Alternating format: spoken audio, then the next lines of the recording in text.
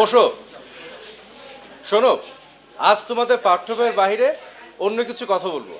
সেটি হলো শিল্প অঞ্চলের শ্রমিক কলোনিতে তোমাদের লাইফ স্টাইল মানে জীবনধারা বদলাতে হবে। স্যার বুঝিয়ে বলেন। বলছি, শ্রমিক কলোনিতে এখনো আগের মতো নোংরা পরিবেশে সবাই বসবাস করছে।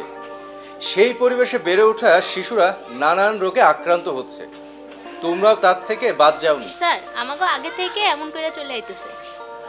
তোমাদের কথা সত্য, কিন্তু পৃথিবী পরিবর্তনশীল। এই পরিবর্তনশীল পৃথিবীকে মানুষই বদলায়।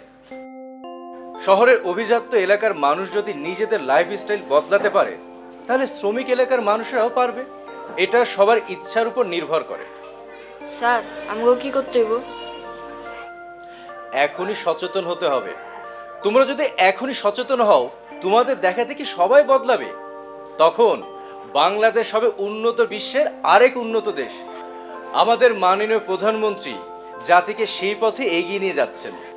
10 বছর আগের বাংলাদেশের সামাজিক অবস্থান আর এখনকার সামাজিক অবস্থান এক নয়। বাংলাদেশের গ্রাম ও শহর অনেক বদলে গেছে। জি স্যার, খালি বদলায় নাই আমাকে কলোনি। সরকার শ্রমিকদের অনেক সুবিধা দিয়েছে। কলোনির পাশাপাশি হাসপাতাল হয়েছে।